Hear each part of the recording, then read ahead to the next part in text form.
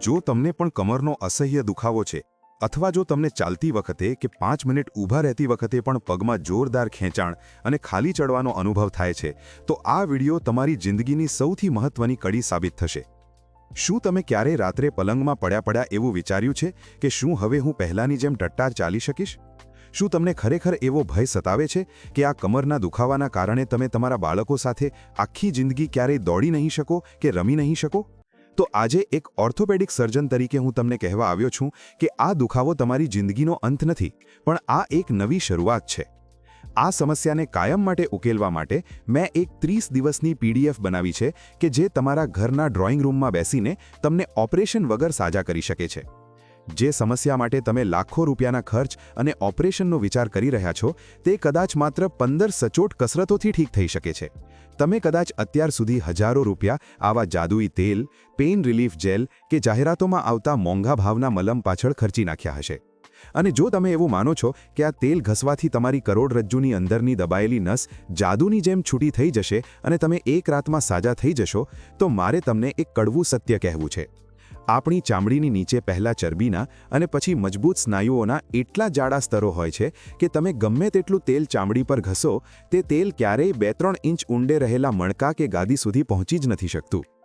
તેલ ઘસવાથી લોહીનું પરિભ્રમણ માત્ર ચામડીના લેવલ પર વધશે, જેનાથી તમને 10 મિનિટ રાહત લાગશે, પણ જે ગાદી નસને દબાવી રહી છે તેને આ તેલ ક્યારેય સ્પર્શી પણ નથી શકતું।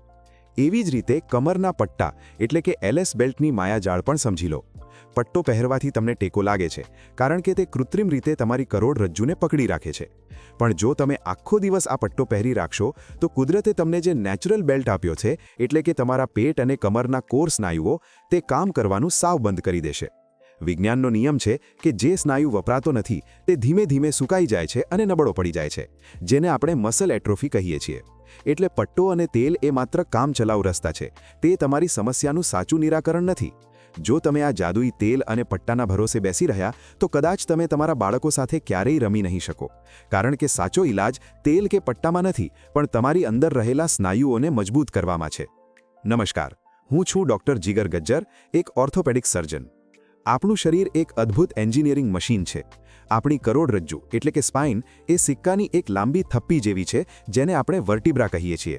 આ સિક્કાઓની બરોબર પાછળથી આખા શરીરના મેઇન કંટ્રોલ વાયરો પસાર થાય છે જેને આપણે નર્વ્સ કહીએ છીએ। આ સિક્કાઓની વચ્ચે એક જેલી જેવી ગાદી હોય છે જેને આપણે ડિસ્ક કહીએ છીએ। આ ગાદીનું કામ શોક એબ્ઝોર્બર જેવું છે। જ્યારે તમે અચાનક ભારે વજન ઉપાડો, ખોટી રીતે નમો કે લાંબો સમય વાંકા વળીને બેસી રહો ત્યારે આ જેલી જેવી ગાદી મણકાની બહાર નીકળી જાય છે અને પેલા નાજુક ઇલેક્ટ્રિક વાયર એટલે કે નસને દબાવવા લાગે છે। આના કારણે જે દુખાવો પગમાં દોડે છે તેને જ આપણે સાયટિકા કહીએ છીએ। મોટાભાગના લોકો કહે છે કે આવા સમયે કમ્પ્લીટ બેડ રેસ્ટ કરવો જોઈએ, પણ હું તમને આધુનિક મેડિકલ સાયન્સના આધારે ચેતવણી આપું છું કે રેસ્ટ ઇઝ રસ્ટ। આરામ એ કરોડરજ્જુ માટે કાટ સમાન છે। તમે જેટલો વધારે આરામ કરશો એટલા તમારા સ્નાયુઓ વધારે જામ થઈ જશે અને કરોડરજ્જુ વધારે નબળી પડશે। આપણે આ બહાર નીકળેલી જેલીને કસરત દ્વારા ફરીથી અંદર ધકેલવાની છે અને સ્નાયુઓને એટલા મજબૂત કરવાના છે કે તે કુદરતી લોખંડી પટ્ટા જેવું કામ કરે અને તમારી નસ પરથી દબાણ હટાવી લે। હવે આપણે શરૂ કરીશું આપણી 15 કસરતોનો માસ્ટર ક્લાસ। આ કસરતોને મેં 4 અલગ અલગ ફેઝમાં વહેંચી છે। ફેઝ 1 એટલે કે નર્વ ડીકમ્પ્રેશન। આ ફેઝનો હેતુ તમારી દબાયેલી નસને છૂટી કરવાનો છે। સૌથી પહેલી કસરત છે કેટ કાઉ સ્ટ્રેચ। આ કરવા માટે તમારે તમારા બંને હાથ અને બંને ઘૂંટણ પર જમીન પર ટેકાઈને ઊભા રહેવાનું છે। તમારી હથેળીઓ બરોબર તમારા ખભાની નીચે હોવી જોઈએ અને ઘૂંટણ તમારા થાપાની નીચે। હવે ધીમેથી શ્વાસ લેતા લેતા તમારી કમરને નીચેની તરફ ઝુકાવો અને તમારું મોઢું આકાશ તરફ કરો। આ સમયે તમારે અનુભવવાનું છે કે તમારી કમરના મણકા નીચે તરફ ખેંચાઈ રહ્યા છે અને પેટના સ્નાયુઓ લાંબા થઈ રહ્યા છે। હવે ધીમેથી શ્વાસ છોડતી વખતે તમારી કમરને ઉપરની તરફ એવી રીતે ખેંચો જાણે તમે બિલાડી હોવ અને તમારી પીઠનો કૂંદ બહાર કાઢો અને તમારી ગરદન સાવ નીચે ઝુકાવીને તમારી નાભી તરફ જુઓ। આને સ્પાઇનલ ફ્લોસિંગ કહેવાય છે। આ કરતી વખતે તમારી કોણી બિલકુલ વળવી ન જોઈએ અને કોઈ ઝટકો આપવાનો નથી। આ કસરત 10 થી 15 વખત કરવાથી તમારી દબાયેલી નસોમાં લોહીનું પરિભ્રમણ વધશે અને જે કરોડરજ્જુ જકડાઈ ગઈ છે તે ધીમે ધીમે ખુલવા લાગશે। બીજી કસરત તરફ આગળ વધીએ, જે છે સ્પાઇનલ એક્સટેન્શન, જે આપણે 3 સ્ટેજમાં શીખીશું। સ્ટેજ 1 માં તમારે સાવ શાંતિથી પેટ પર ઊંધા સૂઈ જવાનું છે।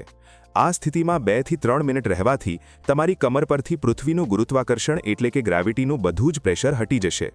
આ તમારા સાજા થવાની પ્રક્રિયાનો પાયો છે.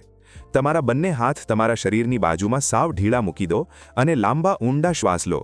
જો આ સ્થિતિમાં તમને કમરમાં આરામ લાગે અને દુખાવો ન થાય તો જ આપણે સ્ટેજ 2 પર આગળ વધવું જોઈએ. સ્ટેજ 2માં હવે તમારી બંને કોણીઓને જમીન પર ટેકવો અને તમારા ઉપરના શરીરને હવામાં ઊંચું કરો, જેમ કોઈ બાળક ફોટો પડાવવા માટે પોઝ આપે તેમ. આ પોઝિશનમાં તમારે એક ખાસ ધ્યાન રાખવાનું છે કે તમારા થાપા જમીન સાથે જડાયેલા રહે, તે ઊંચા ન થવા જોઈએ. અહીંયા મેડિકલ સાયન્સનો એક મોટો નિયમ યાદ રાખજો. જો આ કસરત કરવાથી તમારો પગનો દુખાવો ઓછો થઈને કમરના ભાગમાં કેન્દ્રિત થાય તો એનો મતલબ છે કે તમે સાચા રસ્તે છો અને તમારી ગાદી અંદર જઈ રહી છે. સ્ટેજ 3માં જો તમારી કમર પરમિશન આપે અને તમે સ્ટેજ 2માં કમ્ફર્ટેબલ હોવ તો જ તમારી બંને હથેળીના ટેકે પૂરેપૂરા ઊંચા થાઓ અને કોણીને સાવ સીધી કરો. શ્વાસ લેવાનું ચાલુ રાખજો, મોઢેથી શ્વાસ બહાર કાઢવો. ક્યારેય ઝટકા સાથે ઊંચા ન થવું. આ કસરત તમારી ગાદીને પાછી પોતાની જગ્યાએ મોકલી દેશે. જ્યારે તમે 30 સેકન્ડ સુધી આ પોઝ હોલ્ડ કરી શકશો ત્યારે તમારી ડિસ્ક ફરીથી સ્લિપ થવાનું જોખમ 50% ઘટી જશે. ફેઝ 2માં આપણે તમારી કરોડરજ્જુની આસપાસ એક નેચરલ આર્મર એટલે કે સુરક્ષા કવચ બનાવવાનું છે. અહીંયા આપણે એવા સ્નાયુઓને તૈયાર કરીશું જે તમારી કમરને પકડી રાખે છે. પહેલી કસરત છે બ્રિજિંગ. ચત્તા સૂઈ જાઓ, બંને ઘૂંટણ વાળી લો અને પગ જમીન પર મજબૂત રીતે ટેકવો. હવે ધીમેથી તમારા થાપાને હવામાં ઉઠાવો.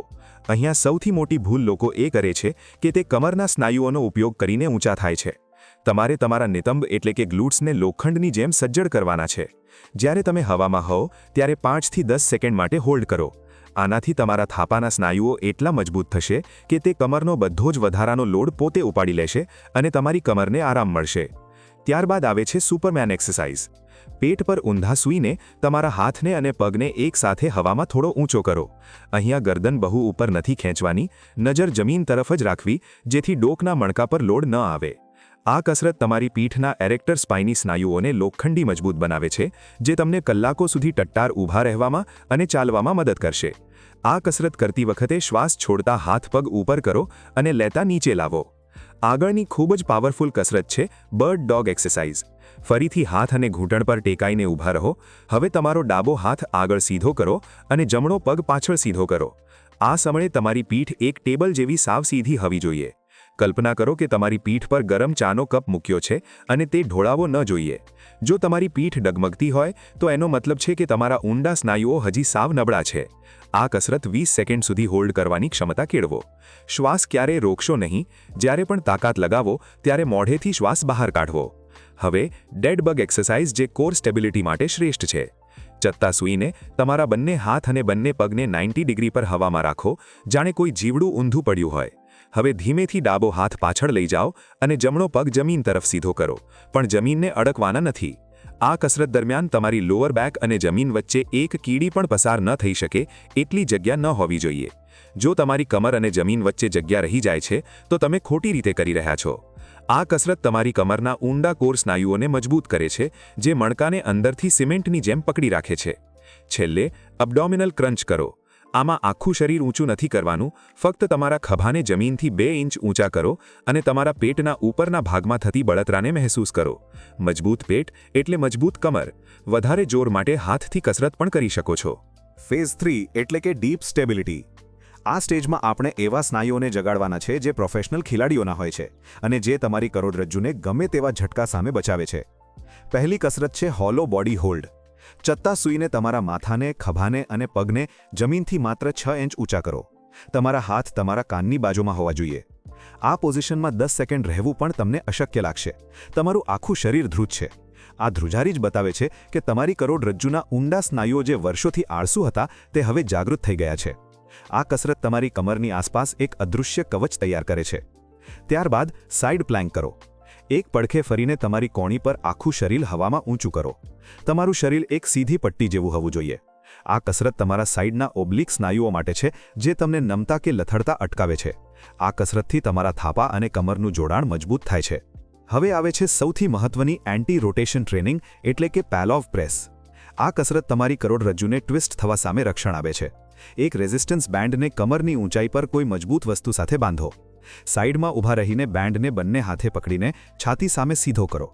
બેન્ડ તમને પોતાની તરફ ખેંચશે, પણ તમારે પથ્થરની જેમ અડગ રહેવાનું છે. આપણી સ્પાઇન ત્યારે જ સૌથી વધુ ઇન્જર્ડ થાય છે જ્યારે આપણે અચાનક પાછળ વળીએ છીએ કે કોઈ સામાન ઉપાડવા ટ્વિસ્ટ થઈએ છીએ. આ કસરત તમારી સ્પાઇનને આવા આકસ્મિક ટ્વિસ્ટ સામે પ્રોટેક્ટ કરશે. જો તમારી પાસે જિમ બોલ હોય તો તેના પર પ્લેન્ક કરવાની પ્રેક્ટિસ કરો. અસ્થિર સપાટી પર કામ કરવાથી તમારા મગજ અને સ્નાયુઓ વચ્ચેનું કનેક્શન 200% વધી જશે અને તમારી સ્ટેબિલિટી ગજબની થઈ જશે. ફેઝ 4 એટલે કે ફંક્શનલ પ્રિવેન્શન. આ ફેઝ તમને રોજિંદા જીવનના જંગ માટે તૈયાર કરશે. બાઇસિકલ ક્રંચમાં ચત્તા સૂઈને સાયકલ ચલાવવાની છે, પણ ખૂબ જ ધીમી ગતિથી અને પૂરા કંટ્રોલ સાથે. તમારી જમણી કોણી ડાબા ઘૂંટણની નજીક લઈ જવાનો પ્રયાસ કરો અને ધીમે ધીમે બીજા પગમાં રિપીટ કરો અને ત્યારે 2 સેકન્ડ થોભો. આનાથી તમારા સ્નાયુઓમાં કોઓર્ડિનેશન અને ડાયનામિક સ્ટ્રેન્થ વધશે. ત્યારબાદ આવે છે ક્રેબ વોક. થોડા અર્ધ બેઠક પોઝિશનમાં એટલે કે સેમી સ્ક્વોટમાં આવીને કરચલાની જેમ સાઇડમાં ચાલો. આ તમારા થાપાના સાંધા એટલે કે હિપ્સને ખોલશે. મેડિકલ સાયન્સ કહે છે કે જેની હિપ મોબિલિટી સારી હોય તેની કમર હંમેશા સેફ રહે છે, કારણ કે હિપ બધો લોડ પોતાની પર લઈ લે છે.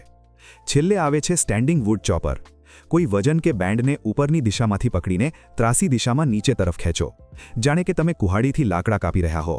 આ કસરત તમને શીખવાડશે કે જ્યારે તમે જમીન પરથી ભારે થેલી ઉપાડો કે તમારા બાળકને તેડી લો ત્યારે કમરને કેવી રીતે ન્યુટ્રલ સેફ ઝોનમાં લોક રાખવી.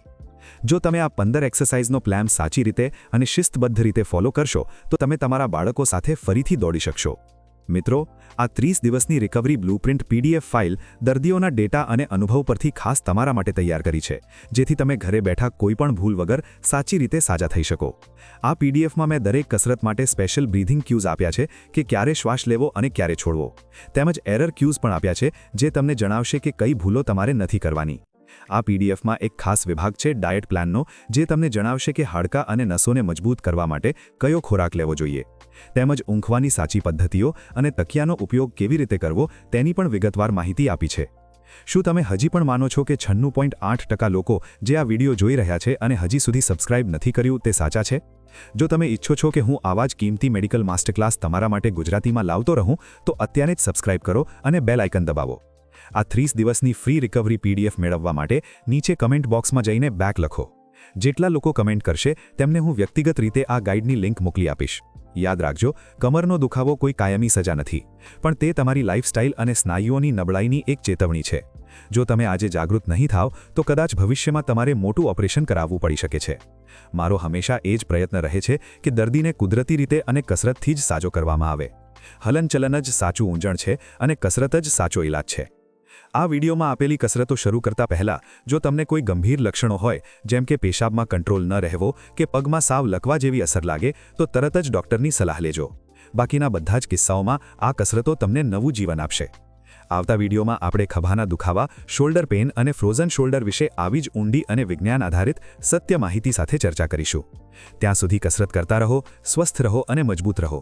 હું છું ડૉક્ટર જીગર ગજ્જર, એક ઓર્થોપેડિક સર્જન. જય હિન્દ, જય જય ગરવી ગુજરાત.